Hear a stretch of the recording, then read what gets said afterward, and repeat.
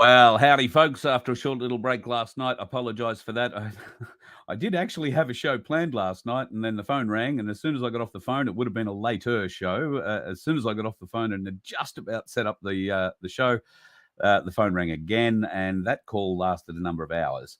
And it was one of the most interesting calls I think I've ever had in my life. We might talk about that tonight a little bit, but more about that, I think, in coming days as more things become apparent. A lot of things have happened, and can I tell you, folks, I have been absolutely humbled recently with support that's come from a quarter that I've quite frankly never expected. Some troll has gone to a phenomenal amount of effort to make me a promo. And I can't thank them enough. I know how long this must have taken them. This is no small effort. If they've done it the old school way, and the old school way for me would be probably using a VCR, but even if they use something a little bit more modern, awesome. They may have used AI because there is the ability these days to go and steal one's voice if one really wants to. But I must congratulate whoever did this, because I have no idea. Don't really associate with trolls. But I know where I found it or was pointed to, and I'm not sure. There has been suggestions that the lady involved with that particular channel might be the one dancing around in the clip. If you haven't seen it yet, here's a little bit. I can't play it all because get in trouble with... I got my start in radio way back in '82 with my sexy chocolate voice. What else was I to do? Now, unfortunately, because, I'm on YouTube, I can't play more than about 8 seconds because they'll ban me, or they'll ban the song, or they'll do whatever, So it's a bit of a problem. So we can... Before I'd ever heard of Q. So there, there's that sort of thing. You can play a little bit more. But you've got to be careful. If you play too many seconds in a row, then the bloody algorithm out there sort of gets a bit nasty. But I'll play a little bit more for you. Me from my job because of tyranny. They couldn't believe that the deep state is our enemy. So now I follow any cooked conspiracy. And that's about as far as I can go. So I just want to say, guys,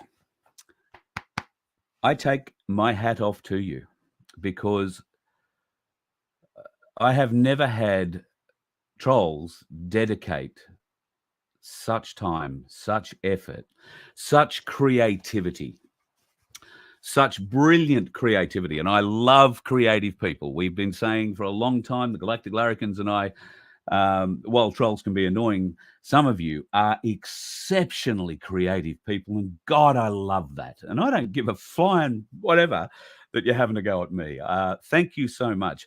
In fact, you have really no idea what's happened since you released that video. But can I say, it may have had something to do with the weird phone call that I got.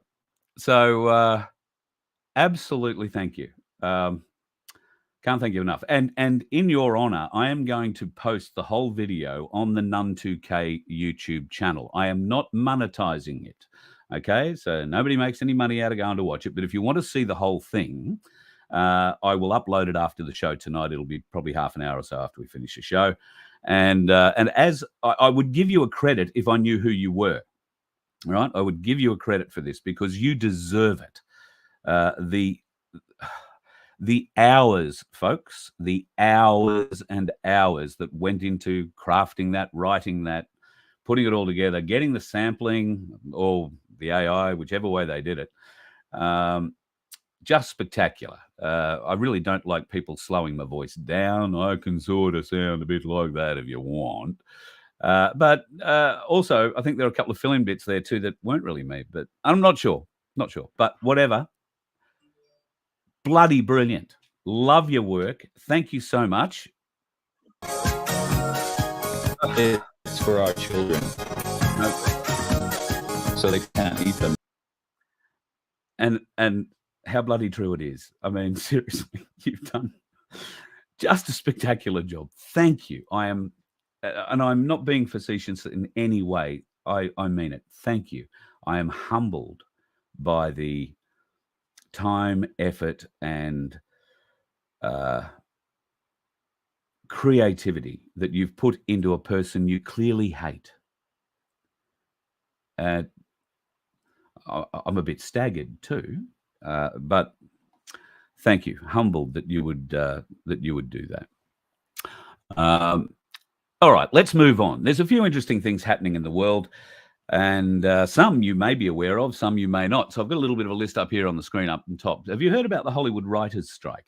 Now, it's been going on for about a month now. Everybody says, so what? But the older among us will remember when there was a Hollywood writers' strike. I think it was back in the 80s or early 90s, where every television show, every movie, anything that required a script stopped in Hollywood because all the writers wanted a pay rise. Well, something like that is also happening right now because of the way that Netflix and the other services are getting a great deal of money, but they're not really sharing it with the writers who are being, after all, like our very creative troll, sharing their creativity, giving off themselves in immense ways, and that they feel being not remunerated anyway at the appropriate rate at the moment. So this fight has been going on for about a month. Now, that means shows like Saturday Night Live, The Colbert Report, Fallon, Kimmel, The Mars Show, they're all off the air, right? They're all playing replays at the moment. And what does that mean? That means that one of the biggest, most active, one of the most effective propaganda tools of the left has been removed from them. Okay? Because there is no comedy, no new jokes coming up night after night about Donald Trump having to appear after being charged down in Florida. There is no continual night after night picking on him, nailing him as whatever they want to do. They're being entirely left to the media and obviously cable news networks in the US to vilify Trump as they will. Trump came out and spoke after he'd been to Miami, and he flew back to New York somewhere, one of his properties in New York State, and gave a speech. Now, CNN, MSNBC refused to take the speech live, and they said because he tells lies. This is the whole story. He tells lies, and we refuse to broadcast that, knowing that he will tell you lies. So we will, if he actually says anything we think is true, we'll let you know. That was effectively the message that they put across. I don't think that's going to go down too well. But amazing that a writer neutralizes the power of comedy in propaganda. And you couldn't tell me for 1 second that the likes of Colbert or bloody Ma or Kimmel or Fallon wouldn't be all over this, all over this. Interestingly, they're nowhere to be seen at the moment too. There could be another story in that one. There's a bit of news coming out about the Biden laptop. Turns out there might be 3 Biden laptops. Don't know whether that's 3 copies of the one laptop or there are 3 different laptops that he's had over a period of time and have somehow, we know that one of them is in China. We know that one of them is China. We don't know where the other one is, or at least Voice of Freedom people don't know where it is. There might be people in the world who do. And of course, the US Senate, and I think Matt Gaetz has a copy of the other one. The FBI apparently don't know where the Biden laptop is. However, there is a bloke runs on the Marco Polo channel now. He's a young bloke, was involved in the Trump administration. He's moved with his family out to Utah or somewhere. And he runs a channel called Marco Polo, which does a lot of political chatting, discovery, intel, all that sort of stuff. Now, he's just released a 630-page report that has 2,020 citations that thoroughly document, underlined, thoroughly document 459 crimes committed by the Biden family and their business associates. 140 business crimes, 191 sex crimes, 128 drug crimes. All of this is starting to come out, starting to flood out. There is So much news coming out all over the place. It's absolutely wild and exciting if you've got eyes to see it and ears to hear it. Of course, there are those who, while being extremely creative, are not going to believe any of this for whatever reason. I can't understand why, but I look forward to them making me another promo. That'd be bloody great. Some interesting news coming out of Starbucks. Starbucks have had a huge pushback by customers.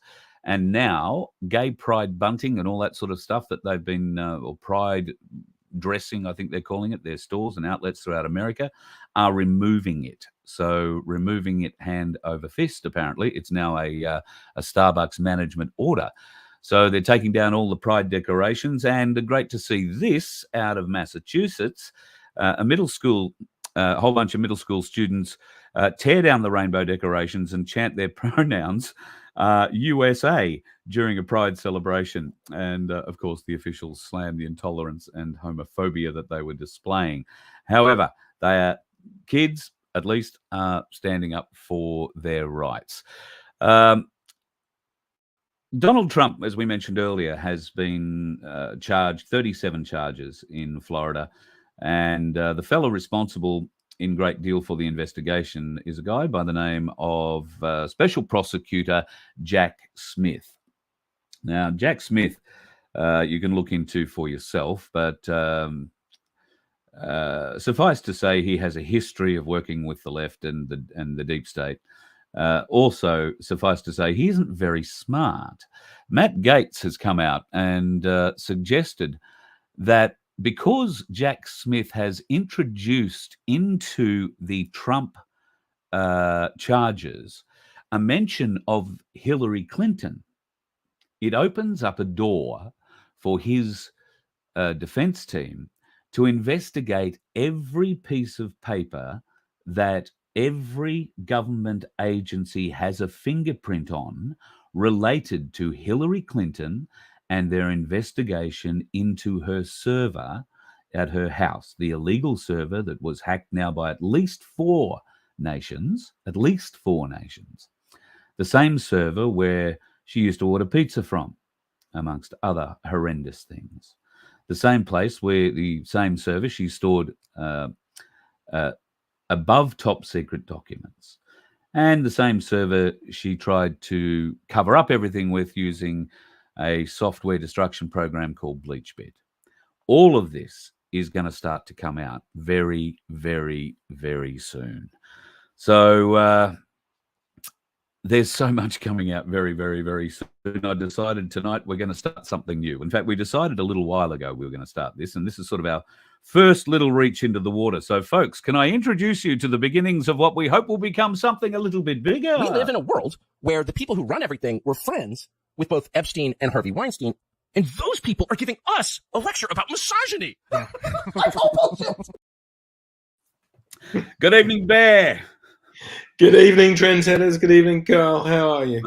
Mate, lovely to have a galactic LArrikin joining us. And I dare say I haven't been into the chat yet to say hello to folks. So let me start at the very top. Who was first in tonight? Oh, my God, there's a ton of people in already. I noticed somewhere in a comment I saw the other day passed me by, one of the trolls said, oh, gee, only 192 people watch your show. Well, I don't really count numbers, but that day you made me go and have a look. So at the time, which was about, 13 or 14 hours after the show had aired, the show had been seen on across all the platforms that this thing goes out on, a bit over 14,000 times. Unfortunately, none of those platforms pay money, so don't think I'm making a lot of money out of it, you wonderful trolls.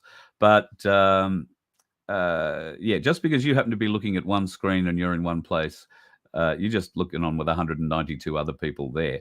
And while it's great at the moment, 231 people I can see, but I don't see everybody in every chat room in that count. So for all I know, over on Rumble or a couple of the other places this goes, there might be none, or there might be a couple of hundred, there might be a couple of thousand. I don't know. We don't do it for the audience who can join us, but by God, we love it when you do. Sunflower was first in the house tonight, our angel from the north, let's call her. I hope you're having a wonderful week, and yeah, didn't go into meltdown or anything last night. Last night just turned out to be a really, mind-blowing sort of a night. So lovely to have you in. Hello, Maria. Aussie Sue, who's just celebrated a birthday, Rob, night before last. You might want to sing a happy birthday. You don't want me to sing happy birthday? Living lives in the house. Auto-tune. Got auto-tune, and I can sound as good as you want. Hello, Alan. The lovely Sandy. How are you? And there you go. She's saying hello to her lovely people there. Sandy, I haven't read your messages through Messenger yet. I haven't been near Messenger, to be honest. And I was just closing things down earlier and I saw your name. So I will go to those tonight. And my heart goes out to everybody, as you know. Down in the Hunter Valley, what's happened down there is absolutely tragic. So God love everybody down there. G'day, Paul. Hope your knees are doing all right, brother. And hope to be seeing you in the not too distant future. I believe we might have a mutual friend. Well, I know we do. Dave O, he's in the house now. Dave has been, well, I mean, he's not a witch, but can I say he's been brewing things? He's been stirring things. He's been bubbling things. And I guess he might have cackled, particularly after he tasted a bit of it. But we're looking forward to hearing more from Dave-O in the not too distant future. G'day, J1.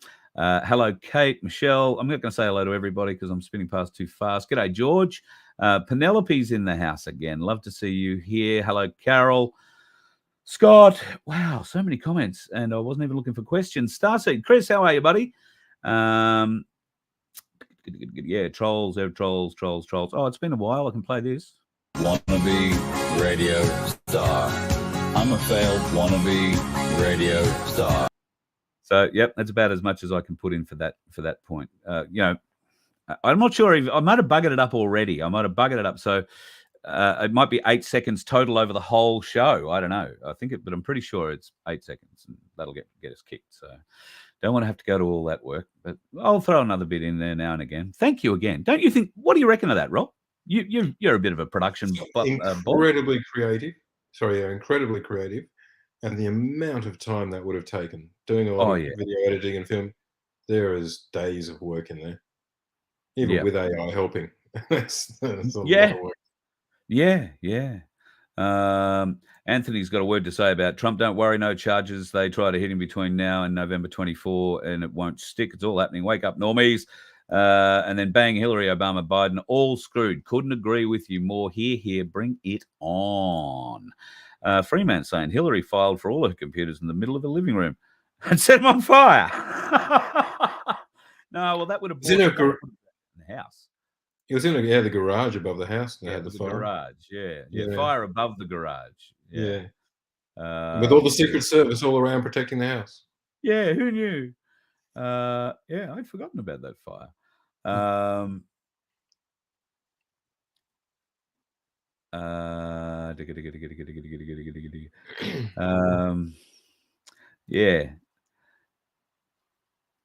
Chris, we're gonna. You might, if you're interested, you might want to join tomorrow night, mate.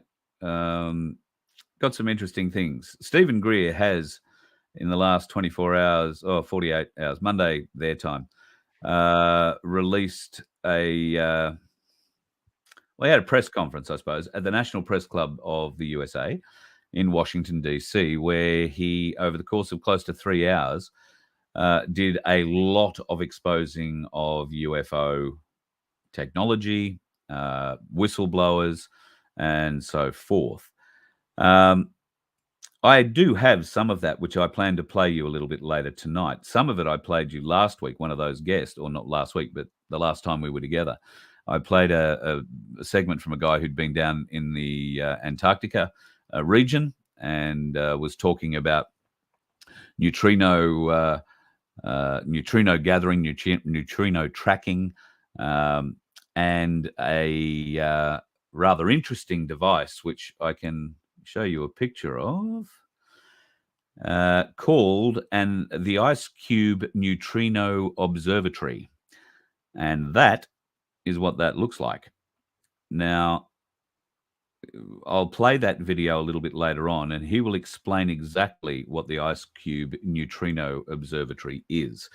And it all sort of leads into what we've got Bear in here tonight for. So the Galactic Larrikins and I have obviously been mates for a while, and we've discussed various different show ideas and topics that we would like to cover. And I threw this one at Bear last week when we got a little bit of UFO sort of information. I said, yeah, interested in the UFO stuff, and he said, oh, yeah. I said, well, why don't we get together and do something on that and see if we can't do it on a regular basis? We both know that there's going to be a lot more UFO talk or UAP talk coming up in the very near future. So rather than getting you all paranoid about what's flying around in the skies and concerned for your life about, I spent yesterday getting messages from people who were absolutely 100% guaranteed telling me that there are no good aliens, right?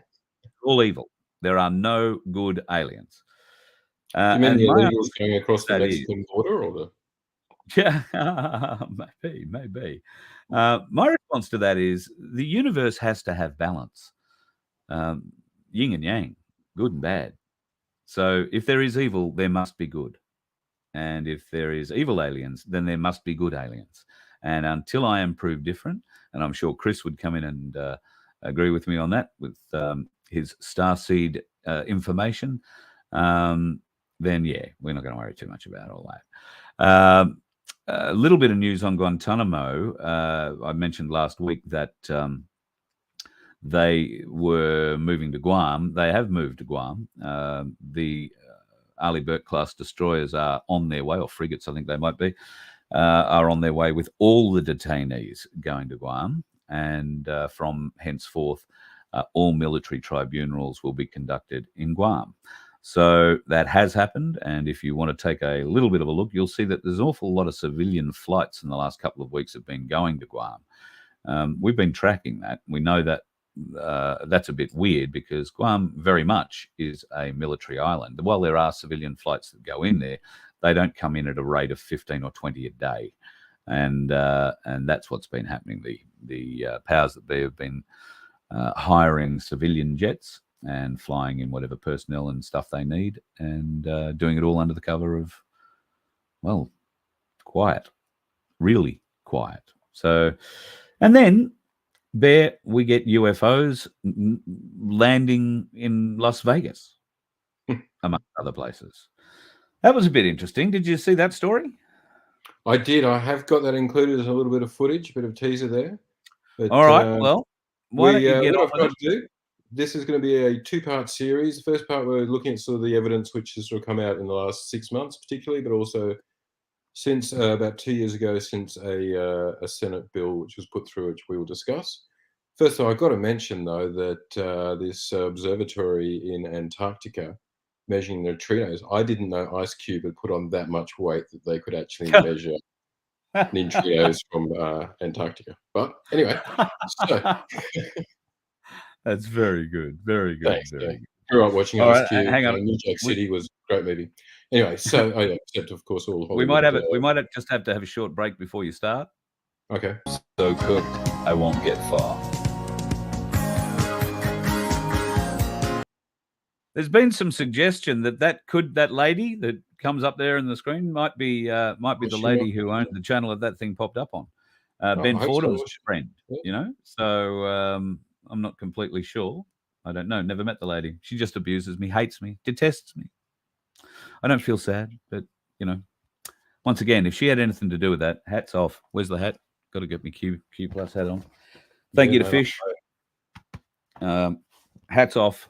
Absolutely stunning effort on your behalf. Stunning effort on your behalf. All right. Sorry, Bear. Get on with it. So, just a quick explanation, everyone. I said two-part series. This one is on sort of the evidence which has been on over the last sort of 6 months or so. We're using clips out of all the mainstream media. I do see the irony of using mainstream media as credibility, but for the mainstream, the normies, the people who are trying to crack into, the people who are trying to sort of, open the world to, unfortunately, they need the mainstream media. So hopefully people will be able to use some of these videos and show their friends and family and show, look, this is really happening and it's happening in the mainstream media and it's something we need to talk about. So heading off with that, let's start. This first little video is from about 2 years ago, and it's to do with the Senate bill, or the federal bill about disclosure. So far Oh, no, away. I think you've sent me. me the Tucker Carlson one. Yeah, it's Tucker Carlson, but that's what he's going to talk about. Trust me. Oh, good on me. Yeah. Hey, 50-50. Oh.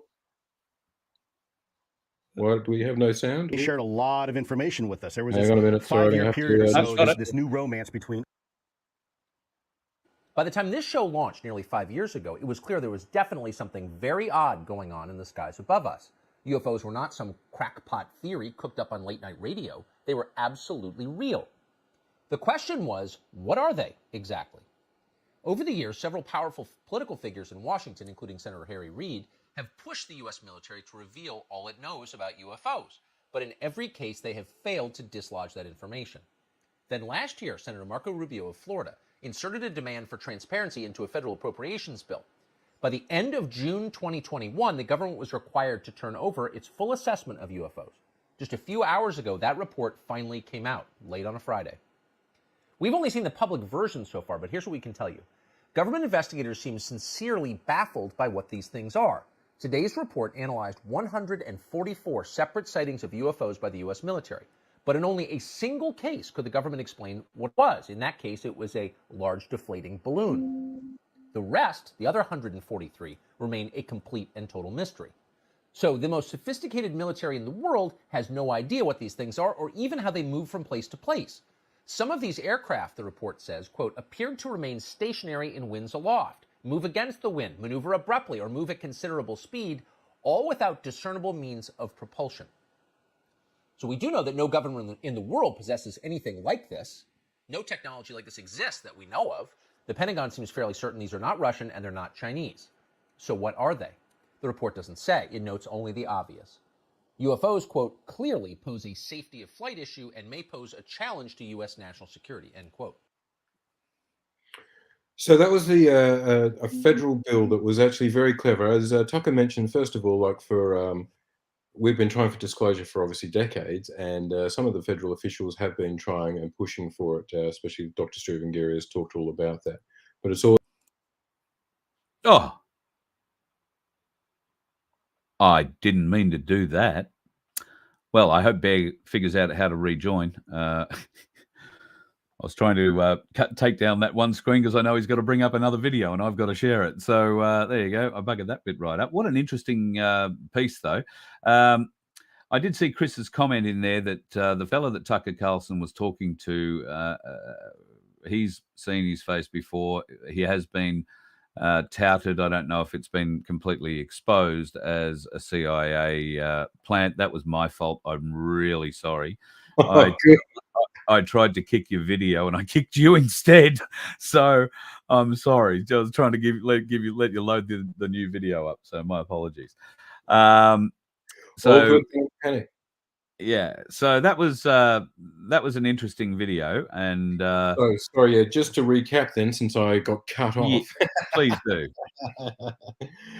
That was so originally, like, we've been trying to get out, but any sort of official has been stonewalled, obviously, by the intelligence agencies or what have you. What you might have heard in America, they've been doing these omnibus bills where, like, all of the politicians shovel their pork barreling, all the stuff they won in for all of their special interest groups, and they just slip it in, and as you know, they don't read the bills, they just pass them. So very intelligently, Senator Rubio slipped in this demand to the Office of National Intelligence saying, we want a briefing on what's going on. And thereby, that's how this acknowledgement, actual government acknowledgement and report from the intelligence agencies saying, yes, these things definitely do exist. They're not us. They're not any of our known governments or any of the governments and stuff. We don't know what they are, but they're not us. And this was, as I said, about 2 years ago.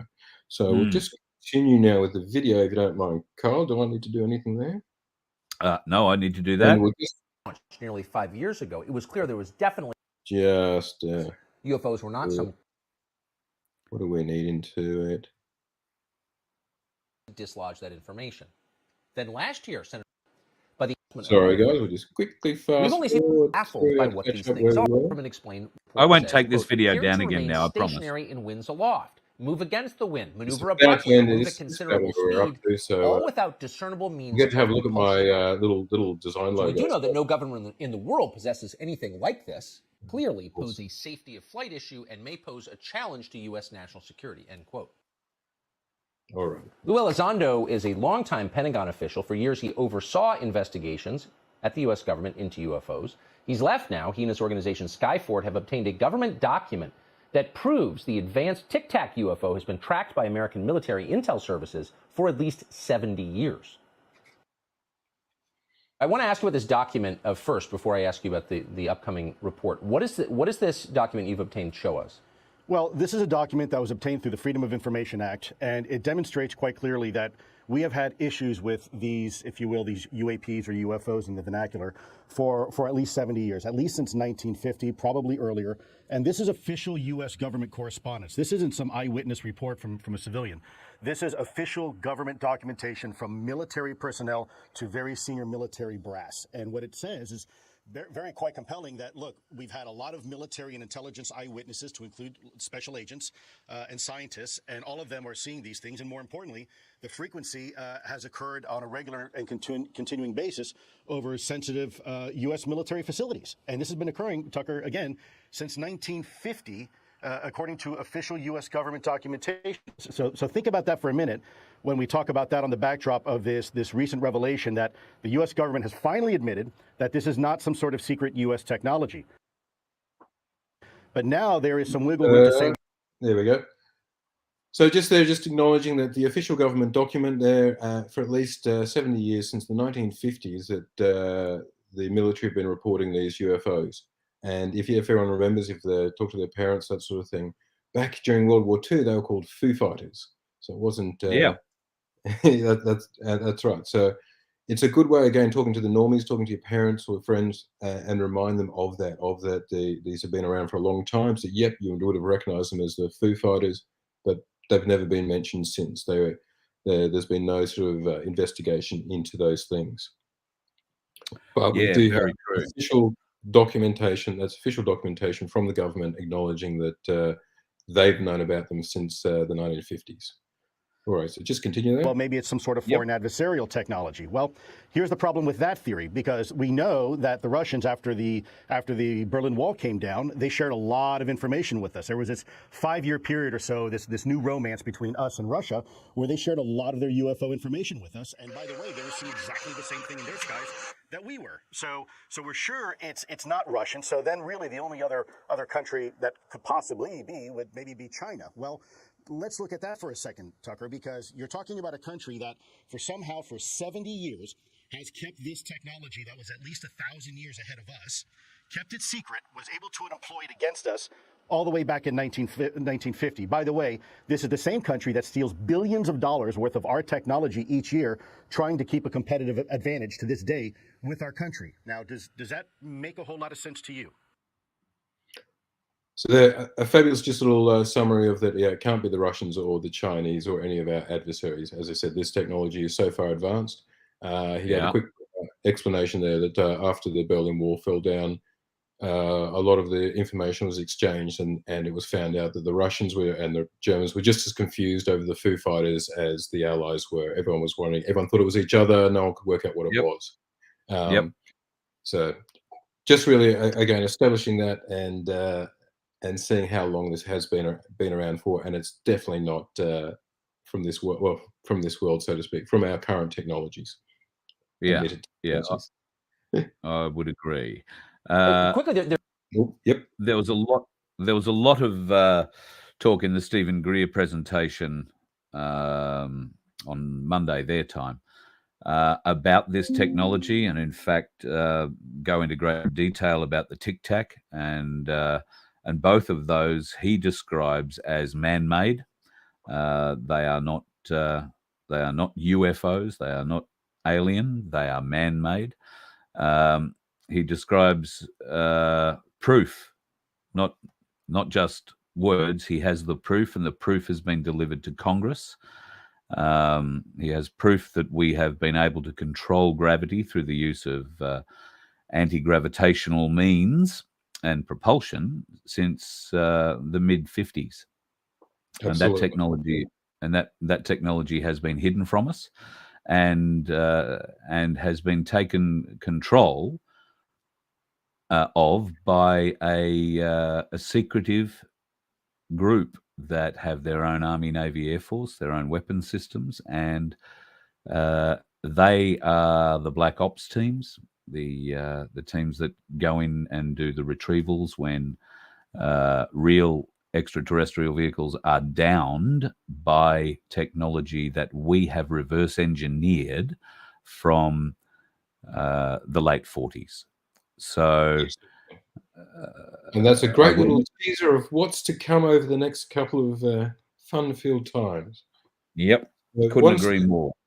Absolutely, and I said that's fantastic. Let's just continue with, as I said, this is going step by step over the last sort of couple of years of what's come out. So this was sort of, as I said, with this report where the National Office of Intelligence had to say, okay, what is this? There seems to be some connection, anecdotally there is, between these objects and nuclear reactors, nuclear warheads, nuclear-powered vehicles, submarines, and warships. We didn't get nuclear technology, of course, until the end of the Second World War, 44, 45. We had airplanes. We had an Army Air Corps going back to the First World War. Were there sightings of these before the United States possessed nuclear technology? There were anecdotal sightings, but really there seems to be a significant uptick. Once the United States and other countries really entered into the atomic age, we began to see an increased uptick, what appeared to be some sort of reconnaissance or surveillance of our nuclear technology, our nuclear development, whether it's power or propulsion or weapon systems and related technology. So my guess on that last picture, particularly, that's a TR-3B, another man-made, if you like, UFO or UAP as they're calling them now.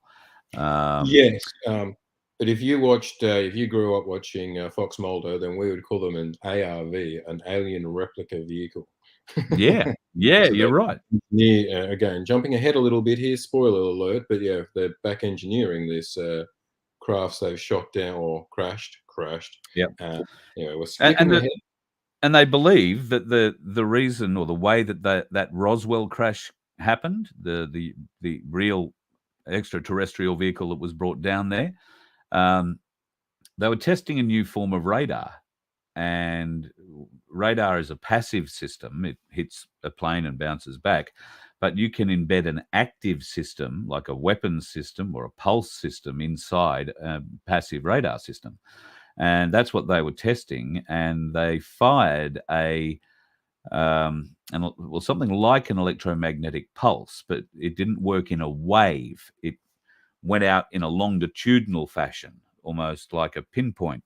But it hit this vehicle, this unidentified flying object, and knocked it off course, ran it into a reasonable sized mountain. It bounced off that after taking a big chunk out of the mountain and then crashed some 50 or 60 odd kilometers away, where it was obviously recovered from.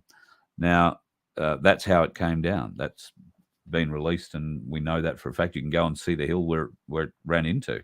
So the documentation is also part of what Greer says he has given to Congress. I'm going to talk Greer up for a long time, but I'm going to do something that really concerns me. I'm really concerned. But anyway, you finish your bit and I'll get on to Greer. We'll get on to that. Yeah, this is a good quick little summary going through things. So lastly, this guy is just going to talk about the fact that the government, that they now acknowledge that these things exist. They're not from China, Russia, and but they haven't, and they recognize they're a security threat, but they've never really done anything about it. Well, this is certainly a historic moment for us, for our country, and I think for our military and our intelligence community. The government has formally and officially come out and informed Congress that these things are, A, they're real, and two, that they're not ours, and that they seem to be performing, at least some of them, as you say, in remarkable ways. So the report all but says what is obvious to anyone who thinks about this, which is these are not from a foreign military. And maybe the lackadaisical approach or the disorganized approach on the part of the military to looking into this suggests that too. If we thought these were Chinese, we'd be on it. And so we don't think they're Chinese. They're not Chinese and they're not Russian. So they're extraterrestrial. I mean, what's the other? I mean, let's just say it. I mean, what's the other explanation? And exactly right. If look what we did with the space race, and now currently with the AI race or the quantum computing race. If if it really was the Chinese or the Russians or something like that, there would be we'd be in a technological race with them, and there'd be huge funding poured into it, or acknowledged funding poured into it, and all sorts of things. So just raising that concern again, that like what's really going on here. Clearly, now that they've acknowledged that the Congress or the intelligence agencies acknowledged that they're not from here, and they're not from Russia or China. And now we need to switch videos there, mate. I've got to switch a video, so if we could just change. Okay. Well, look, you best remove yourself. You take or stop sharing, and then share your new, or just go and share your new video. Oh, even better, even better. That easy. Better. Hey. And then when I see it, we shall all see it. I'll remove that one down so people can see your beautiful smiling face much sooner. All right, we'll bring this one up. But I can tell when someone's lying. It's like my one gift. And I would see these people lying, and I'd be like, why are they lying? I know they're lying, but why? What was it that made you? Well, UFOs, like I never for a second thought UFOs. But what changed your attitude at 50? The evidence. Which is what? Well, oh my gosh. At this point, it's kind of come out, actually. The Pentagon was required by the last defense authorization bill to like produce some of their files on UFOs. And it turns out they have known about this since the end of the Second World War, which ended in 1945. Been a huge increase during the war as well. Huge increase in UFO sightings, in UFO crashes, et cetera, et cetera. And it turns out the federal government has been tracking this for 80 years and lying about it. So why? Well, that's a great question. I can't answer it. I have theories, but I don't know. But here's what I learned. The first question is this real? Or am I just being a crazy person who's spending too much time on the internet? Well, this summer, this guy who's a tenured Stanford medical school professor, and he wants to come on the show. Now, this guy has a couple patents, and so he's rich. And he's got tenure at one of the most prestigious schools in the world. So, like, he's not a flake. He comes on, and he's like, 11 years ago, the U.S. government reached out to me because I'm an expert on head injuries, on brain injuries, traumatic brain injuries, as a physician, and they had all these court cases from families of U.S. servicemen, over 100, who'd been killed by UFOs. And the Department of Defense was refusing to give them death benefits or medical benefits. And I'm like, and he's like, so they're in the courts. And I was like, there are over 100 servicemen killed by UFOs? Like, what? He's like, yeah. And there are court cases about it. I'm like, why isn't this on the front page of the New York Times? I don't know. But he goes, I'm involved in it. I'm one of the researchers. I'm the expert witness in these cases. Holy shit. What does that mean? And he's like, for example, UFOs appear to be attracted, for whatever reason, to nuclear energy. So at nuclear missile bases in the upper Midwest, for example, nuclear-powered aircraft carriers, nuclear-powered submarines are all getting buzzed by these objects, including underwater. And in a number of cases, these things have landed on military bases, including famously in Germany, in West Germany in the 70s. And servicemen have approached them. Like, what is this thing? There's this like giant glowing thing on the base. And they approach and they get traumatic brain injury. Like they are rendered. Like, they get brain damage or they're killed. And he studied their brains. And they have, this is all totally real. This is the Department of Defense, dude. And they've all had this damage from some kind of powerful energy that we cannot identify. So then this guy's like, wow, he's just a scientist. He never believed in UFOs. He's like, this is real. I cannot believe this is real. This is like crazy. So he starts to do research on it. He's still at Stanford. How incredible is that? Yep. Over 100 US servicemen killed by these UFOs or these encounters with UFOs, and unacknowledged, essentially. I wonder how many other servicemen have been killed from an encounter with a UFO, but they've been killed by some black ops team protecting it. Mm. Well, that would be a question. Right. And I think that's worth exploring at some stage too. The only thing we know for sure is that they lie about it and they cover it up. And I do have to laugh at the ultimate irony that the disclosure of the UFO hurting personnel, military personnel, has only come about because the government's too tight-assed to actually pay for the benefits. So, all right.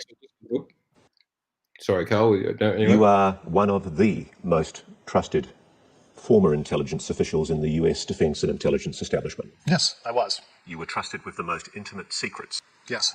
You are saying to the human race, for the first time, an official intelligence representative at a high level from the US government is saying publicly, we are not alone. We're definitely not alone. Absolutely, the data points empirically that we're not alone, yeah.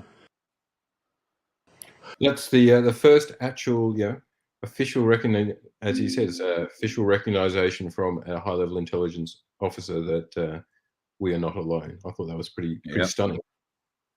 Yeah. When you say crash retrieval, what do you mean? These are retrieving non-human origin technical vehicles, call it spacecraft if you will, non-human, exotic origin vehicles that have either landed or crashed. We have spacecraft from another species. We do, yeah. How many? Quite a number. You're kidding. No. I thought it was totally nuts, and I thought at first I was being deceived. It was a ruse. People started confiding in me. They approached me. I have plenty of current and former senior intelligence officers that came to me, many of which I knew almost my whole career, that confided in me. They were a part of a program. They named the program. I've never heard of it. And they told me, based on their oral testimony, and they provided me documents and other proof, that there was, in fact, a program that the UAP task force was not read into. If you're right, if you're telling us the truth, everyone, the entire American public, has been lied to for decades. Yeah, there's a sophisticated disinformation campaign targeting the U.S. populace, which is extremely unethical and immoral. People are saying the interviewer's got to be an Aussie. He is. His name is Ross Coulthard. He's been a leading investigative reporter in Australia from old. I think he started with the ABC.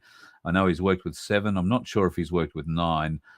He's working internationally at the moment. I've actually spoken to him once or twice, not on a show here, but just as a matter of course through the business over the years. I've reached out at least. I haven't made contact, but I've reached out. I dare say he's pretty busy at the moment. There is apparently another two whistleblower stories he's working on, or at least that's what I've heard, but I haven't heard it from him. So who knows? At any rate, he did break this now on the back of that.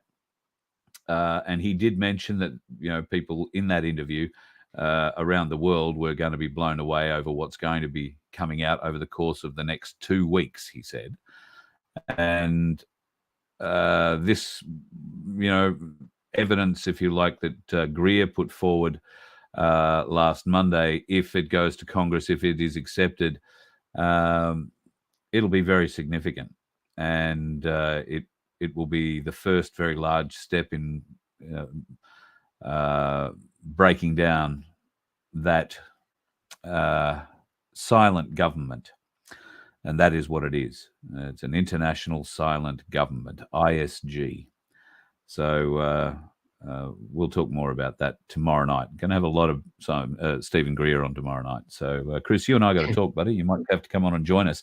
He's talking a lot about Dr. Sala. Dr. Sala has a lot of intel. Unfortunately, I think it's a paid site.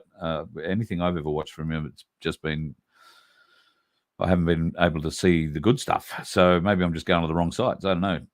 But I thought he was behind a paywall or something, and I just, I don't pay for that sort of stuff. So just having a bit of a glance at whatever other questions there might be here. 0 point is a big term we're all going to start learning about. 0 point. It's got to do with gravity propulsion and gravitrix or something like that. It's going to be exciting times. Very exciting times. And the two things I found there about obviously the revelation of that, but firstly that there is a crash retrieval program in itself should be stunning to everyone. But reading between the lines of what Carl was talking about earlier, certainly with the Roswell incident and all of these other ones, these aren't crashes. Do you think that UFOs can navigate interstellar space, but gets to Earth and goes, oh, geez, a mountain. How the hell did that come about? A thunderstorm. Or some crap. So these are being shot down. And so this crash retrieval program is to retrieve shot down UFOs, not crashed or landed or whatever vernacular they're choosing to use there. So read between the lines, I think was my point there. Yes, absolutely. The last point he made there was that this has been kept secret from the US population, and he said that, I think he said it was an elaborate disinformation campaign. And we'll definitely get into that into the next episode about how it's covered up or why, or the theories around that. But that'll be coming up in a couple of days. Yes, we're planning on trying to do this a little bit on a regular basis, because we think there's going to be a lot of revelations coming up in the near future. So as those come across our desk, then I think we'll bring them to you, because I think they're going to be rapid, but they, in some cases, I believe, could be misleading. So I've watched I have watched the entirety of the Greer presentation from the National Press Club in Washington. I have cut out some pieces from different presenters and from Greer himself, but I figured we might run, reasonably well time-wise tonight. So I don't want to overload people, but I'm going to play a couple of pieces that which will give you an idea. And tomorrow night, I'm going to spend the night pretty much essentially going through the Greer presentation with you. Make from it what you will, but before we end tonight, I will give you pause to think about it. All right? Tomorrow night will be an exercise in discernment. Oh, shit. Righto. So it'll be an exercise in discernment tomorrow night. All right. I thought you were wrapping up. Sorry, mate. No, I've got probably good 15 minutes. Sorry, guys. Hang in there. Oh, shit. Beautiful. Keep going. We're getting and it turns out that actually, yes. So we're going to get into some fun stuff now. So hang in there. We'll tease a bit where, I said in the last 6 months, some of the, like the aliens in the backyard and a few fun things like that. So hang in there. These things have been shot down and crashed, and the U.S. government has the wreckage, and it's being held by defense contractors, Raytheon, Lockheed, which are big independent companies, but that work for the U.S. government. They're really part of the Department of Defense, but they're separate. So their sunshine laws don't apply to them. You can't actually get information from them. It's a very tricky way to hide information. And they have the wreckage from these crafts. And I'm like, really? Are we positive these aren't like advanced Russian or Chinese? No, of course not. So just Tucker talking about there that how these craft that have been retrieved, the ones that have supposedly crashed, that the technology has been given to these big defense contractors like Raytheon, Boeing, Lockheed Martin, all of these ones. And that's how they suppress the technology and how they keep it hidden, because they aren't subject to the same freedom of information laws and the same sort of laws that, supposedly that, are supposed to be looking after us. And they're using these hidden ways and these defense contractors to subvert the law, to subvert our democratic and everything is so compartmentalized in the governmental system that going back as far as Eisenhower said he had lost control of the programs. He was angry. He was very worried, but he had lost control of the programs. They'd all gone black. They were buried and compartmentalized, and nobody knew anything. Nobody could put it all together. And yet, quietly in the background, there was a group who were very happily putting it all together. So, bastards. Right. Do we have bodies? Do we have species of... Well, naturally, when you recover something that's either landed or crashed, sometimes you encounter dead pilots. And believe it or not, as fantastical as that sounds, it's true. Because everybody watching this right now is looking at your face. They're going, is this guy for real? I am for real. And I'm sitting here at great personal risk and obvious professional risk by talking to you today.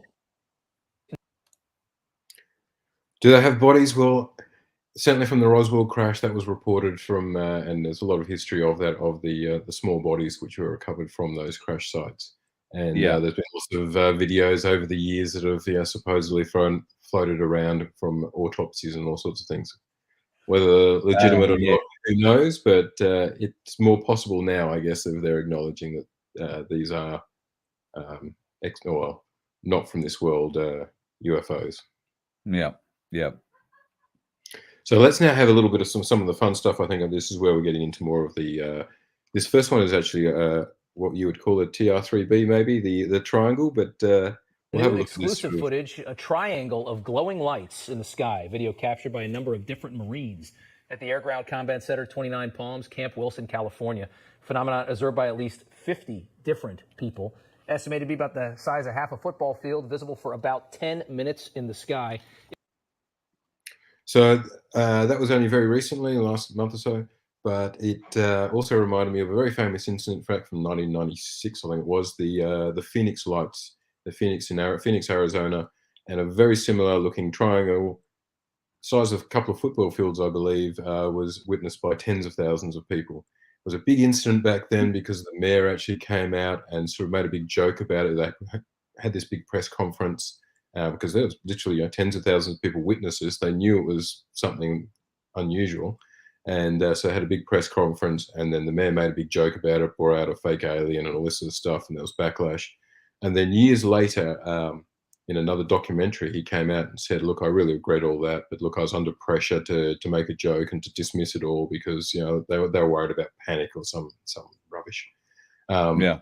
In two good documentaries, one was called "Out of the Blue" was the original one, and then they did a follow-up called "I Know What I Saw," which goes into a lot of this sort of documentary evidence. But very, very good. Allegedly filmed by somebody in Colombia, the skies over Colombia in early April. Look at this coming through here. This metallic-like orb comes flying across. Some calling it the best UFO footage or UAP footage they've ever seen. It went viral in the months that follow. I know this is not a confirmed piece of video at all, but when you look at that, what do you see? Yeah, that's what's interesting is that we have a great piece of footage and we should have the best minds on this and we should get a lot of people looking at this. We know UFOs or UAP as they call them now, that they're real. Our government was secretly studying it and then that news broke. I have provided to the public tons of military filmed footage the Pentagon has confirmed to be UAP. So the question is, with this type of footage, how do we organize to better understand the data? And that's what I'm seeing progress in. And this is where we've got a lot of this footage over for decades now, but now since everyone's carrying cameras and there's so much good footage around, it shows you again there hasn't been this interest by the scientific community. And this is how the suppression is done. And it's done through funding and grants and through what Tucker Carlson talked about in an episode recently about taboos and then causing people to self-censor through these sort of taboos and sort of then through grant funding, through how you can control scientists by and what they study and what they produce by how you pay them. But those sort of suppression sort of techniques are sort of tease now and talk more about in a couple of days, because that's how a lot of this information has been suppressed for the last few decades. This really does feel like an episode or that movie Don't Look Up. People have been saying for a long time that there are these reverse engineering of non-terrestrial craft, that this has been going on. We know for sure these things are operating in our skies. I think the big question is, who made them? Where are the manufacturing facilities for these? Where do they come from? Who's piloting them? And what do they want? And so these accusations by Mr. Grush, these really put a point right now on what the public wants to know. If there are holding facilities, open those doors. Tell the basic truth. Let us know. And as you said, it's like that movie Don't Look Up, but we've been talking about there's been whistleblowers talking about reverse engineering these downed crafts for a long time. And the original whistleblower was a guy called Bob Lazar. And recently, I think it was probably a year ago, 2 years ago, he did a really good interview with Joe Rogan, and has sort of a follow-up from back in the 80s. He originally came out, I believe it was the late 80s, he came out, and he was working at S4 or Area 51, one of these advanced researchers out in the desert, and filmed these UFOs and told his friends and got his friends to come out and have a look so they could watch these UFOs, and then exposed it and got fired and all of these sorts of things. But when he was actually exposing it, and as part of his proof of the technologies and things and the places he'd seen and done, was a hand scanner that was used at the S4 facility, and it was highly advanced back then. This was sort of like the late 70s, early 80s, and it measured the bones in your fingers, and it's like a fingerprint that is very, very unique, that everybody's length of their bones within their fingers is a pattern like a fingerprint. And this machine literally shone the light up and measured that, and that's how it was like a biometric scanner back in the 70s and 80s. And he had mentioned this back then, and it was only then very recently come out and disclosed that, yeah, this thing did exist and did a thing, so it gave him a lot of credibility. But he spoke about that these UFOs that they were studying, and so a lot of the information out now is reaffirming or confirming what he had said a long time ago. Bob Lazar is also fake disclosure, possibly. Yeah, I mean, yeah. Bob these are Lazar's the also just, fake, according to Chris. yeah. I said, like, yeah, these are getting much more complicated discussions about like why it's been disclosed and the intricacies of all sorts of things and how it's been, like disclosed in effect. So let's try and stick with the bigger topics for the moment, just for the normies, and we'll continue with this. It comes as NASA kicks off the first public meeting of a panel studying what the government now calls unidentified aerial phenomena. That's the new name for UAP. And look, when people say NASA's looking into this, they think, oh, the government's going to toe the same line for the last 70 years. Nothing to see here, move on. I am more optimistic. Because you have a group of scientists, and now scientists are being engaged. Their curiosity is being engaged. The stigma is being removed to look at what is right there, the data, the footage, the interviews. So hopefully, that's what we're going to see with NASA is real participation in solving this UAP, which is the same word as UFO, mystery. Responding to a 911 call in late April. Oops, sorry. And so just there, that was NASA setting up a panel to investigate all this. And there the steps were actually one. As I was saying before, how they've kept a lot of this secret is through taboo and stigma. So scientists are all going, oh, I don't do that because then I'm labeled as a crazy tinfoil hat conspiracy theorist. And that's part of the suppression and how they keep things under wraps. Where now that the scientists like NASA and that are being allowed to acknowledge it and then study it, it then becomes within the universities acceptable and then in the general zeitgeist and allowed to be studied. No longer taboo. And this is a huge leap forward for our culture, as far as I'm concerned. As the UFO conspiracy theorist who's been following this since the 80s, this is probably the biggest step I've seen, personally. I would agree. Police body cam footage picked up this strange object falling from the sky. Neither cops or eyewitnesses had any idea what the little green flashing triangle was. But it's not just what people saw, it's also what they heard. Listen to this audio picked up by a witness. It says this came from a neighborhood Ring doorbell cam.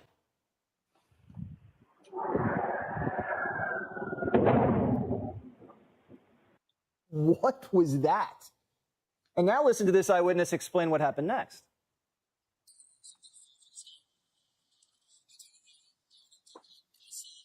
Oh, I'm not getting any sound, I don't know. I'm not hearing it either. Like an out-of-body experience. So to say, when I tried to look at the object, it was all blurry, not my vision, but only the backyard area. And I hear thousands of footsteps around me. So it wasn't just footsteps you heard. This kid says he witnessed an alien invasion. The only thing I can see in the backyard is a tall creature, probably around 8-10 feet tall, very thin. He was a gray-greenish color. And when I looked at it in the eyes, my body just froze. He has a weird-looking feet and a big face and eyes, and you can see a big mouth. And I could hear his loud, deep breathing, and I could see his stomach moving. He would just stare at me. Seconds later, I could start moving again. Did aliens touch down in Vegas? Or are we getting punked? Now, that's pretty wild, isn't it? This is, as I said, mainstream media, and they're actually having someone on who reported it to the police. The police come, they've got 911 calls and stuff like that, where they saw what they're describing as a 10-foot tall aliens in their backyard.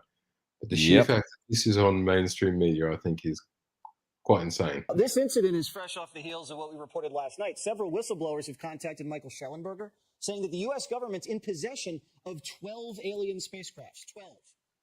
Alien incidents have been reported for decades. My next guest, Tom Reed, says he encountered a UFO in the Berkshire Mountains back in '69. It's called the Reed Incident, and it's the first UFO incident archived to be historically true. Well, we did see a sphere, a white light similar to that.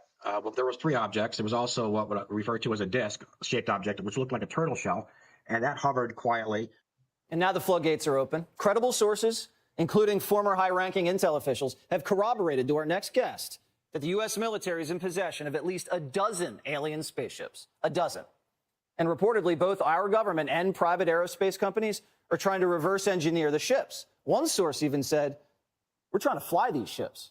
Yeah, I mean, the descriptions range from the classic disc shape to the triangular shape to another person described one of the ships as sort of a modified Huey helicopter or deep sea submarine. These are all people that are sane, highly intelligent, in positions to know, and also cleared at very high levels of security clearance. They were very anxious in speaking with me. I protected their identities, didn't even reveal their genders or the institutions that they work for, but they all felt compelled to speak out in response to this whistleblower who you just quoted, who made those extraordinary claims, and they verified the core claims that indeed the U.S. government does have non-human spacecraft. And what exactly is the U.S. government doing with this spacecraft? They say that, and it sounds crazy, but it is what they say, that the U.S. government has been working to reverse engineer these technologies for many decades, and that the high levels of security has made that very difficult. One person described an effort to involve a broader set of scientists and engineers to cut through the stovepipes in this person's language, and that proposal was rejected. It was made through a major aerospace corporation. If you think there's nothing there, then you should have no objection to Congress representing the American people and finding out. The claims are that these are real objects and that they exist at military bases and with military contractors. So if they're not there, then nobody should object to people looking, including in unannounced visits. But you can't say that there's nothing there and we shouldn't look. I think that's no longer credible. I mean, as one of the persons said to me, the toothpaste is out of the tube. And I think that with the awareness that this may exist, that's enough of a justification for Congress to look into it. Absolutely, and they should. So he talked about the 12 different UFOs that they've recovered, at least, or whatever. Yeah. Again, this is something that Bob Lazar talked about. He'd seen the hangar with all of these UFOs. So again, backing up a lot of what he said. One of the interesting things that Bob Lazar talked about when he looked inside one of these UFOs was that there was no form of interface. There was no keyboards, there was no screens, there was no controls or anything like that, which at the time just seemed absolutely crazy. But now, if we look at like Elon Musk and Neuralink and that ability brain to computer interface, even at that rudimentary level and where it's going to go, naturally, of course, you wouldn't have any controls or anything in these UFOs. It would all be a brain-to-computer interface. So again, something that I thought that stood out that Bob Lazar was spot on. Yep, I agree. He also mentioned they were very old too, which is something that's come up along that. I think Bob Lazar mentioned that he believed that some of these UFOs have been recovered in the archaeological record, like they've literally been dug up in some of these old sites, which come up, I think, interesting again. I think there's a lot of division about who believes whom and what they've said. I think people, if you're going to use your discernment, you should be listening to all sides of every argument and dragging what resonates with you forward, not what you're being instructed by these people to believe, if that's the way you view it.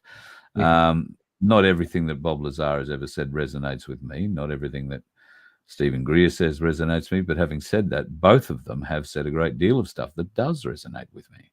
And I, for that reason, I believe that it is highly possible that the discreditation side of the UFO argument is privy to clearly the deceptive side, the CGI side, and I'm not sure if people saw it. Darren Bergworth rang me today. He said, "Have you seen the whales in the sky, the flying whales?" I said, "What?" He said, "Yeah, somebody's got this video of these whales that are flying above a skyscraper in a city." And I said, "Send it to me." So he's dug it up and sent it to me. It's on the phone. I've tried to upload it, but it's in some weird video file, so I've got to go and convert it. So I'll have that tomorrow night. But that's hologram technology if it's not just CGI technology. And that might be a way of, exposing us to that we might see some weird shit in the sky, crazy shit like sperm whales swimming around a building in the daylight. This isn't a bunch of drones at night. This is well, what looks like on the phone at any rate, a very, very detailed couple of sperm whales swimming around, or great southern right whales, whatever they are, swimming around a skyscraper. So I'll have that. I'll convert it and have it for you tomorrow night. So we'll see how that goes. Thank you, Sunflower. Thank you, Sunflower, for your donation. Thank you to anybody who's donating. Really appreciate it. There's nothing at the moment. It's been a bit quiet on the donations front. However, we do have a few entrants in our limerick competition. Thank you, members. Go over and become a member if you've got a good limerick for us. Geez, if the trolls can come up with failed radio star, then certainly we should be able to come up with a limerick, shouldn't we? We should. Sorry, mate. Keep going. No, it's got about 5 minutes. So you're good. Next one. You're good. Excellent. Have any of your sources described seeing any extraterrestrials? Yes, one of them did, but I kept it out of the story because for a variety of reasons, I wanted to make sure that we were able to focus on verifying, including with some of the same sources that David Grush also heard from, just to verify that there is a very large number of people that are in positions to know who say that there are indeed non-human craft. And at this point, I'm not really comfortable talking about some of the other details that I was told. Okay. I think what's changed here is that you have a growing number of people who say this has gone on for long enough. We should not be subject to rumors. We are a democracy. We have control of our military and our intelligence agencies. And if they are hiding something from us, we need to find out. We're big boys and girls, and it may be shocking, the information, but it's our right to know that information. It should not be held from us. Just an interesting point there, him saying that we control our intelligence agencies. Yeah. Beg to differ, probably. Obviously, clearly, we don't. Yes. Whether we're looking at the American situation, the election situation, or this UFO situation, clearly there are at least some elements of the intelligence agencies where we are not in control. As you said, that's what Eisenhower and Woodrow Wilson and obviously poor old JFK discovered, that there are elements of our security services which aren't we do not control at the moment, and that is what this whole disclosure or war or whatever you want to call it, the black hats and the white hats, is all about, is disclosing that the rogue intelligence agencies and bringing them to heel, so to speak. Yeah. 3 different counties, 6 cows have been found dead, with each scene more grisly than the next. It don't make sense. The cows' tongues have been cut out, almost surgically. There's almost no signs of spilled blood. And nearly 2 of the cows had their sex organs removed. Authorities say they were unable to find any sign of footprints or tire tracks around the scenes. On top of that, the areas around the carcasses were undisturbed, like no signs of a struggle for the cows. And as troubling as all this is, stories like this have been happening actually for decades. As far back as the 1970s, the New York Times was reporting that nearly 200 cows in 11 states were found mysteriously mutilated, where ranchers reported that udders, eyes, ears, sex organs, and tongues seemed to have been removed. Sounds familiar. So who is behind this seemingly 40 years of unexplained phenomenon? In just the last few days, the Department of Defense has released new footage of a new UFO, footage in the Middle East. Could they have just been looking for more cows? The Pentagon has no explanation for what this was, just like authorities have no idea what has happened to all of those cows. It might sound crazy, and not out of the question, what is going on? Not just here, but maybe in the universe. Is the truth out there? And in fact, it's been happening in Texas for a long time. Here's a picture of a Texas Tech student who actually had his car shut off by a UFO object, and you're seeing the sheriff participating in this. But cattle mutilations have been going on in depth since the 70s. There was a New Mexico state police officer who investigated up to 90 cattle mutilations in New Mexico. In one of those cases from 1976, Gabe Valdez, the police officer, found evidence of a triangular-shaped object landing near a cow, then some type of tripods exiting this craft. And these tripods were anywhere from 28 inches to 4 inches in length. Now, Gabe said in his investigation that these tripods that exited this UFO craft followed the cow for 600 feet before the cow finally fell dead. And these tripods had little tracks that they left on the ground. Gabe returned to the same incident site for a second time and found that these tracks had actually gone over his tire tracks. Even in that New Mexico case load, which the FBI investigated, and the FBI said it was just natural predators, Mr. Valdez, the police officer, said that the surgical cuts in which, get this, Will, even then, the rectum and the genitalia were removed from the cattle the same way they are now. So good old cattle mutilation was always associated with UFOs. So I had to throw it in there. But once again, this is mainstream media. This was only like in a few weeks, a month ago, or whatever, a couple of months ago. So Yeah. I find it astonishing, one, that's all been put now in mainstream media. But also then this has been going on for 40 years at least. They've been documented. And that similar sort of phenomenon going on.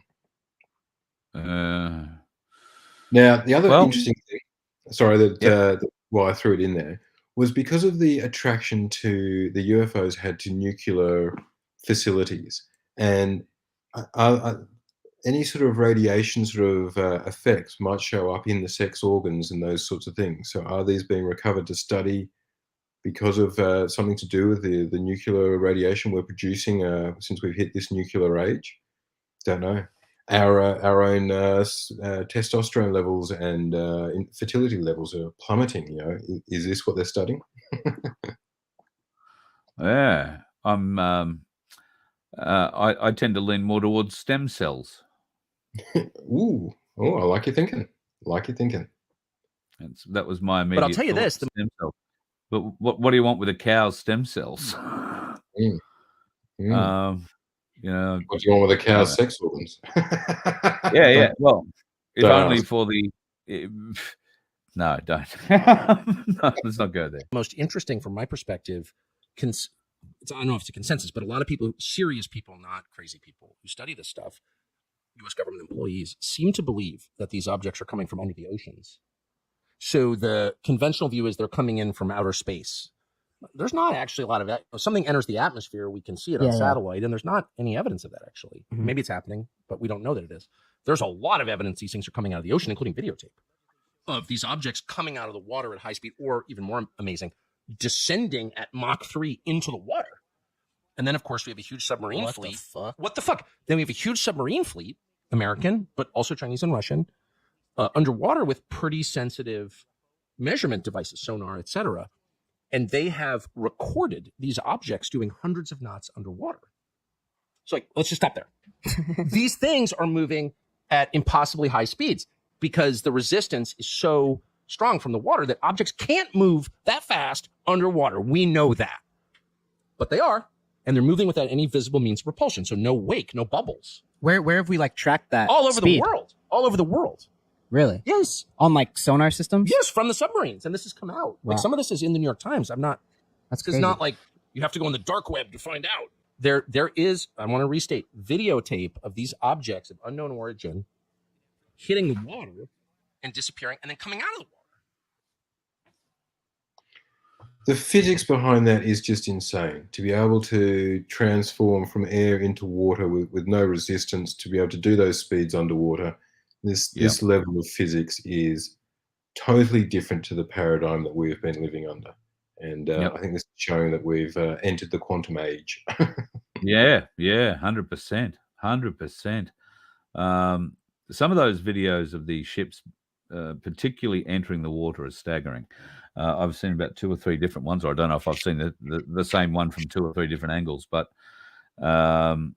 blindingly fast. And well, they don't quite enter the water as slick as a Chinese high diver, but by the same token, they don't slow down. There doesn't seem to be any impact. Of course, we know about inertia dampers and the gravity cell, the 1G gravity cell they sit in, and all that sort of stuff. Or do we? I don't know. We'll have to wait and find out. Don't know, but it would definitely for them to do the maneuvers, these high-speed maneuvers, stopping and starting and up and down, the inertia and our normal gravity and everything would obviously kill them. So they've somehow withdrawing themselves from our gravitational field with these sort of electromagnetic gravitic drives or whatever it is, they're creating a gravitic bubble around themselves, whatever it is, But clearly that must also mean that they can move from air to water seamlessly and not have the effects. If they're traveling underwater at those speeds, they're not getting any resistance.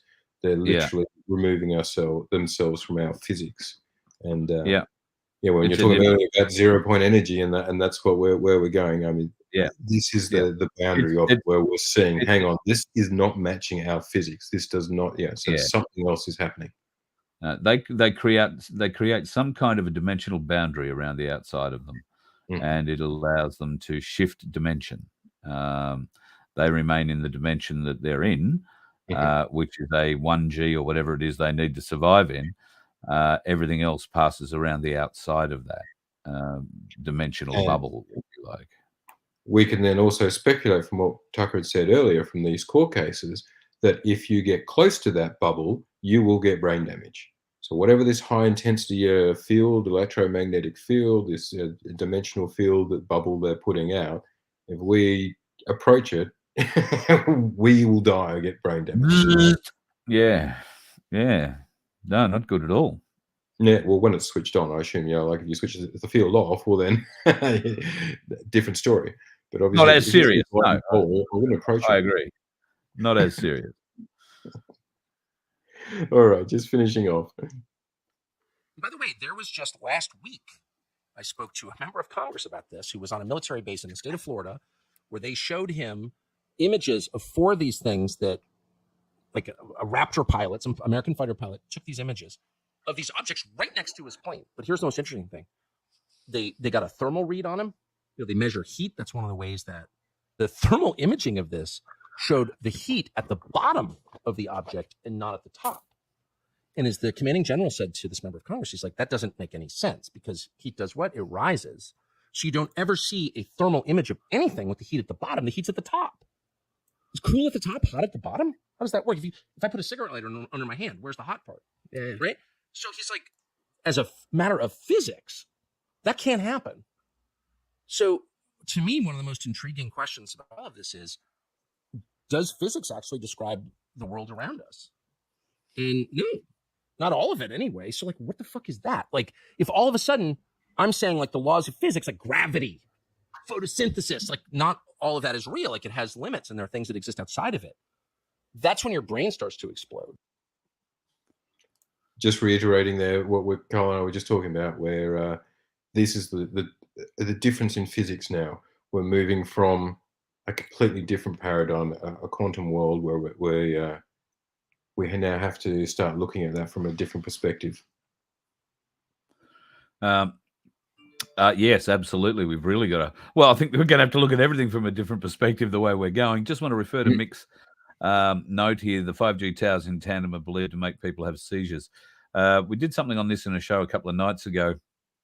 I don't know where you are, Mick, but in Queensland, if you are traveling north on the Bruce Highway from Brisbane up to the Sunshine Coast, there is an area that has become synonymous with bad accidents in the last 12, 18 months. And it's now clear that there are a tandem 5G tower set up along that road. And the report that came from a paramedic who lives in the area, has lived in the area for 19 years and worked as a paramedic in the area for the last 15, says that there is a huge amount of accidents happening between 50 and 100 meters from that tower.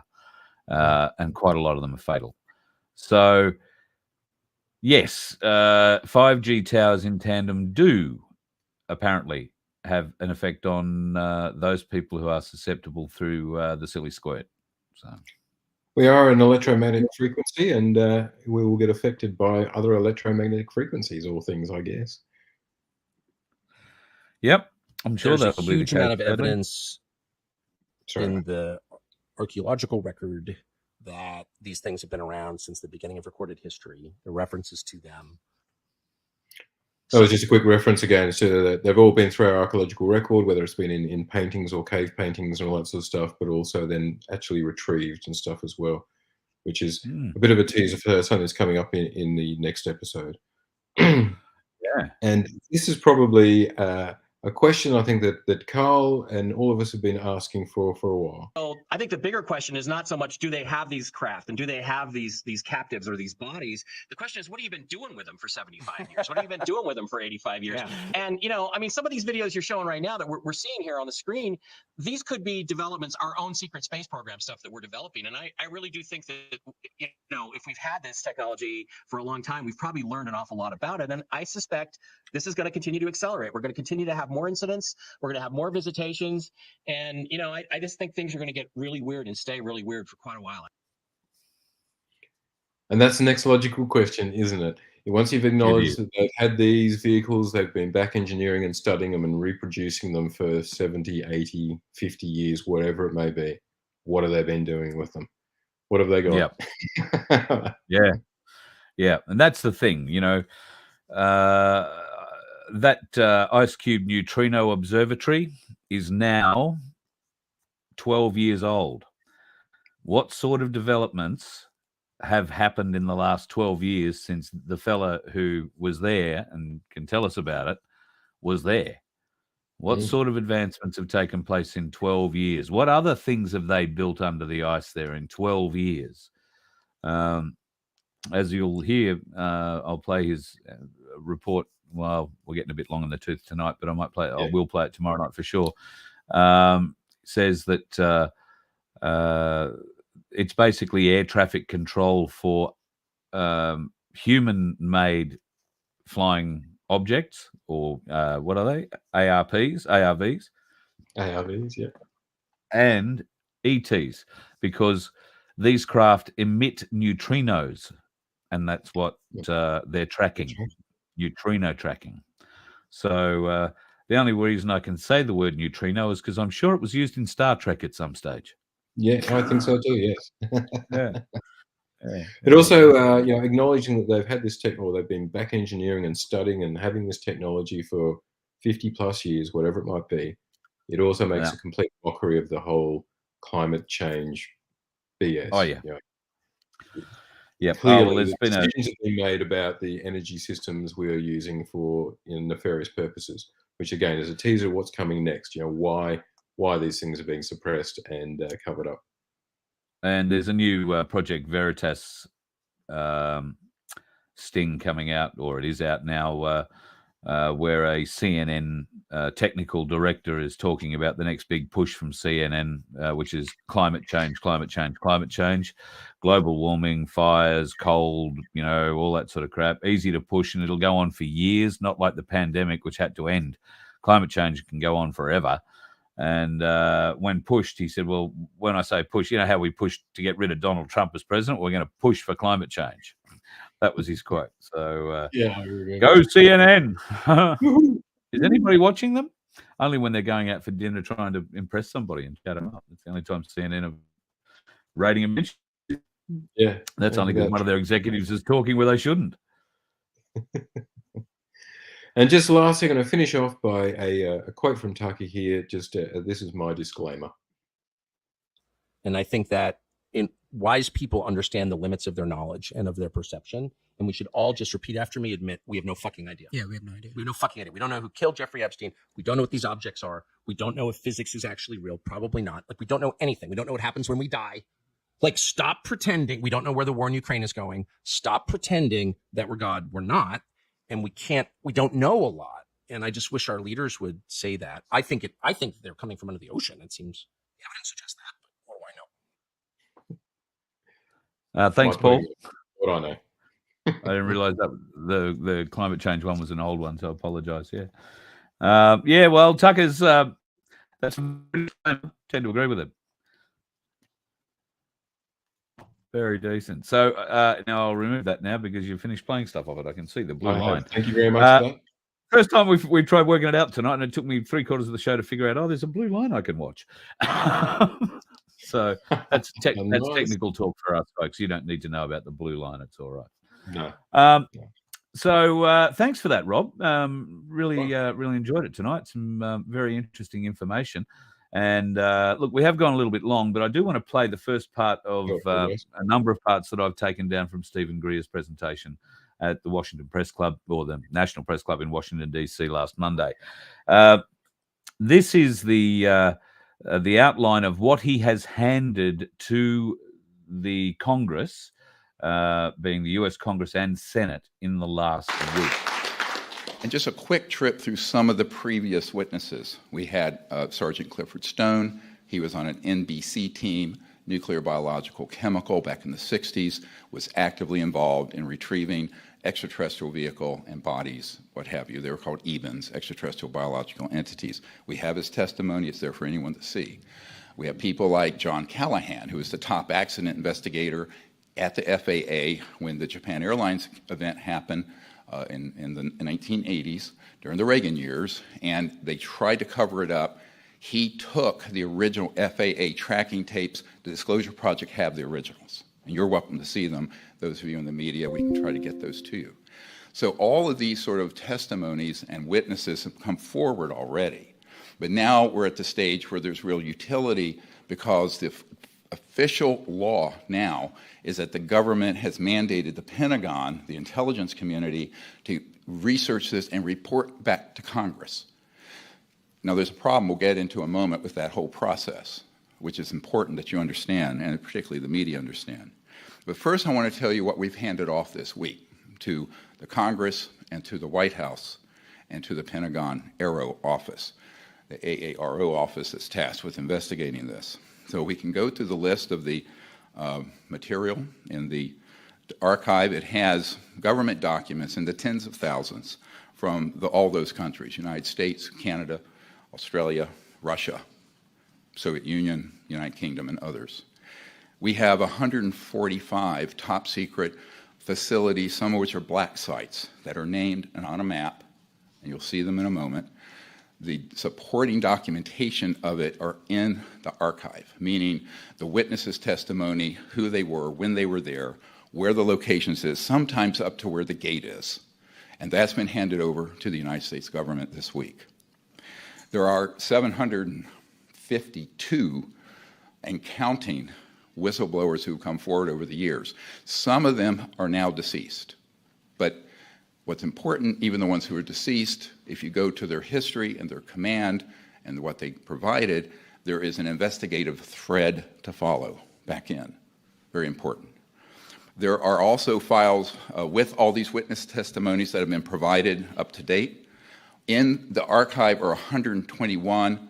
We learned of another one last night from a very high-level whistleblower who is not ready to come forward.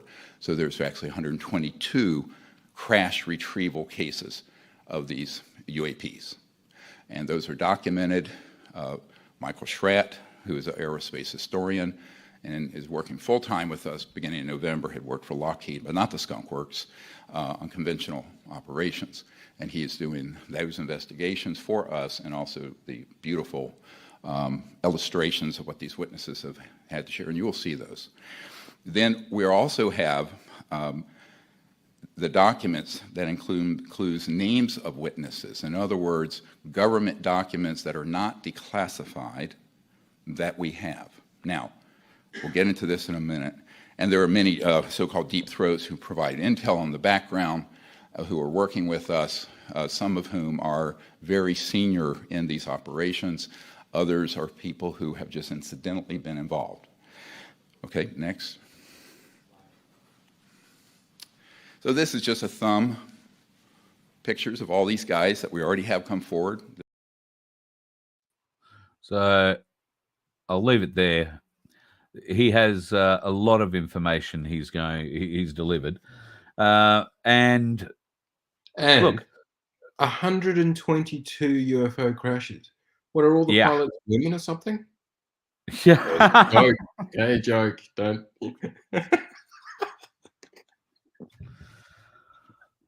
He said that, girls, not me. All right. Comment. Make a comment. Put some comments in. Tell them yeah, there'll be plenty of comments. Yeah. Yeah, that was a short-lived series, Rob. That's funny. Yes, he does have some interesting guests on the stage. Somebody mentioned Hecker's name in there before. I didn't write his first name down. Don, I think it is. This is the fellow that went to Antarctica. Have a listen to what he presents to the press during this release on Monday. In 2010, I was selected to go down to the South Pole Station in Antarctica for an entire year by Raytheon Polar Services as an employee of a third-party contractor for the National Science Foundation. I functioned in a dual-role capacity as a tradesman and a firefighter. My responsibilities required me to be more informed than most of my crew and offered me complete access to the facilities. What I learned from this unique experience needs to be shared with the entire world. The technology at the South Pole Station certainly can do what it is presented as its primary purposes, and unfortunately, much more. The IceCube neutrino detector is presented as a passive listening device for the purposes of the science as presented. But I'm going to skip right through the chase, folks. I have provided documentation that proves that the 5,160, what they call DOMs, that are embedded in the ice can actually transmit at 2,047 volts each. That gives us a long list of things to consider.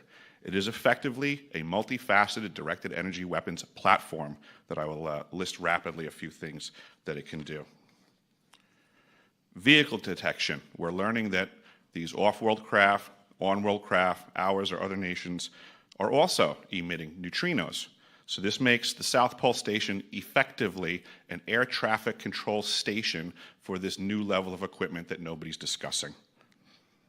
In addition to the ability to detect neutrinos and the exotic vehicles, I have provided documentation that shows that this is also a system for faster-than-light communications. In the past, Gary McKinnon has hacked NASA, found the off-world fleet, the list of captains, and it's apparent that if we have faster-than-light vehicles moving throughout the system, we're going to need faster-than-light communications. This is that facility.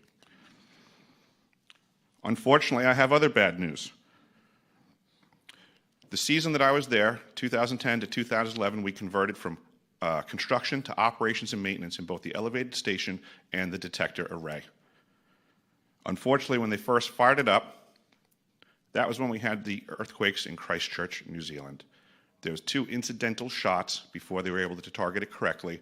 This is an earthquake generating device as well. This is the weapons of war that we have to deal with now and what Raytheon's hiding. There's an ELF system at the South Pole Station that when I arrived, I was told it was off, dismantled, and completely defunct.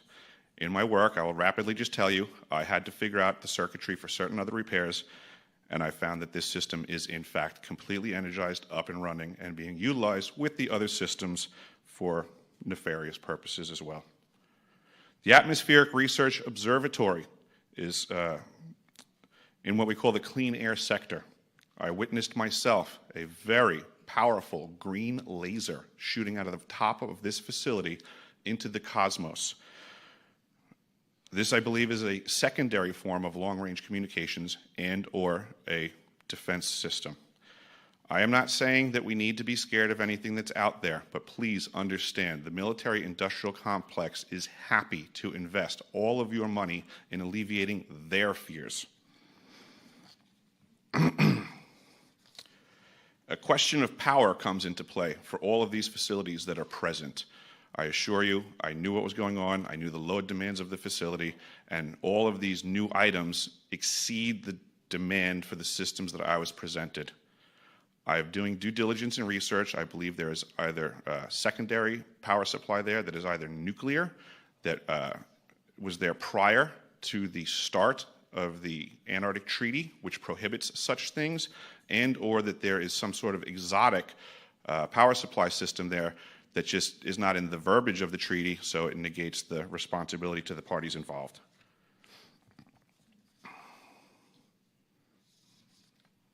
I think that pretty much covers it for time. If anybody wants to find out more, so that was a bit about Antarctica. Now I have absolutely no doubt something is going on down in Antarctica. Whether or not it's happening in the ice cube or in the clear air environment or wherever, I don't pretend to speculate, but I have absolutely no doubt that things are happening down there. Do I believe every word that comes out of these people's mouths? Could this be part of the disinformation exercise? Well, quite possibly. I want to play one more piece. This is from another one of the whistleblowers on Stephen Greer's stage, and this only goes a little over 4 minutes. There is 5 parts to this story. This is, if you like, the tease. I will play the rest of it tomorrow night, but afterwards, well, no, let me not tease it. Just watch this closely. See what you get. Discernment. And we dropped to a hasty LZ. We got off the bird. Oh, that went well. And what we were instructed to do at that point through the briefing was to push to a high ground at least to get better observation. As a Marine, the tactical advantage that you get from having a observation from a top point is you see everything clearly. You could also, coordinate from there. At that time, we had did a tactical column, which we were able to get eyes on pretty much everything, especially with 6 Marines. So we have the effective communication at that point. If we need to engage, we can properly do it within the amount of ammunition we've got, as well as the weapons that we got, which were only M16A4s. So at that point, we decided to push forward. We trekked up about 300 meters. At this time, I have a Panasonic camera that has the ability to take photographs. It has a ability to take videos, obviously. When we got to this high point, I was taking video camera, and I had actually turned to the north, which just kind of slopes down. And right there was something that stuck out like a sore thumb, especially with jungle terrain, things like that. Vegetation, very green stuff, was something that stuck out so well. It's always going to be basically imprisoned in my mind for the rest of my life, and it has been for 14 years, was something that was rotating, and it was transitioning between colors like a light matte gray as well as a dark matte black. So in between, that's what it kept, and it was very smooth. We had all looked at each other as we got online, and we decided to investigate. The further thing I want to say is that I actually took pictures and video of this before we actually trucked down. We had a dump pouch where we basically, if we expend ammunition, we want to retain our magazines, so we put those there. So I dropped my camera in there, and we decided to go down. We didn't have any communications, which was weird, and that was a very odd thing, and it's something that either could have been good that we didn't, or it could have been something that could have been very bad.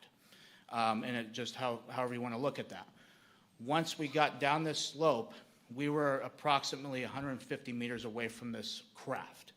When we all got to the point where we could see it, just like behind here, again, Mr. Schratt, phenomenal job. You can see that the craft here actually was roughly about 300 feet. And the reason why I know this is because you could fit 3 of the helicopters that we flew in on underneath this craft. It was rotating a clockwise motion. The panels here that you see, the black ones, at least 3 of them, was like a Vanta black, very dark. I have no idea what that was. On the very top, there was like a pyramid structure that you could see the shadowing of it, which would elicit that was a pyramid structure. And it had an audible hum to it. Kind of like a guitar amp if you were to unplug that, or like a transformer. It's very audible. If I was to hear that sound again, I could tell you, okay, it's probably this thing or something similar to that. It's very distinct. And the way that it was floating, which was about 10, 15, 20 feet off the ground, it was kind of a very eerie thing to see because I've never seen anything like that in my life. When we got up to that point, we were then intercepted by a team of soldiers or rogue military force, if you will. The most concerning thing about this is they all had American dialects. They had American gear. They had OTVs, black. They had black camouflage. They had very similar setups to what we have, but more high speed, something what you would see special operation groups these days have. They had no insignias on. They had no ranks. They had nothing that would signify who they were. They had black ball caps. They had M4A4s that were equipped with ACOGs, which was a step up from what we were currently issued, as well as PEC-16 IR illumination devices that you use for night vision and night patrols, things like that. So we were engaged. We had 8 of them put the drop on us. You could audibly hear them blow the safety selectors off. They basically started screaming at us, telling us what we were doing, we were not allowed to be there, who were we with, what were we doing there, threatened that they could kill us right then and there. We could get lost in the jungle. They could throw us out of a helicopter if they needed to. It was very nerve-wracking at that point, especially looking to my fellow Marines and seeing the reactions on their faces too. We were all freaking scared.